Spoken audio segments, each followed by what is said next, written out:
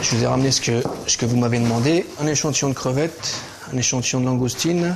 D'accord. Une pâte de crabe. D'accord. Et une pâte de tourteau, il me semble.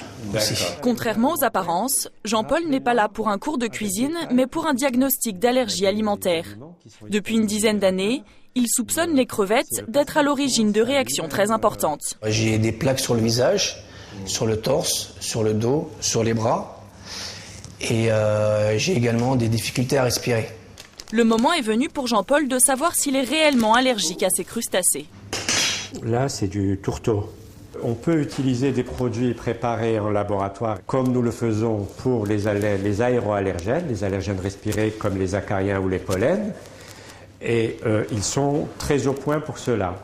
En revanche, pour les aliments, les produits naturels sont beaucoup plus fiables et reproductibles.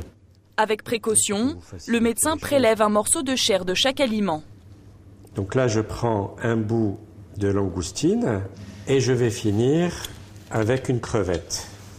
La peau est d'abord désinfectée. J'ai un bout de tourteau. Puis l'allergologue dépose et repère les différentes chairs de fruits de mer.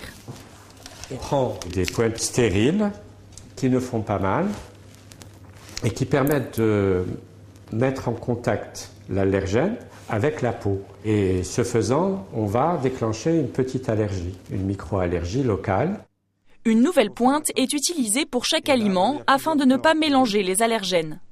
Et on va voir ce qui va réagir dans un quart d'heure à une demi-heure à peu près. Quelques minutes plus tard, les premiers symptômes commencent à apparaître. Alors j'ai une démangeaison au niveau de la crevette. Ça me démange beaucoup.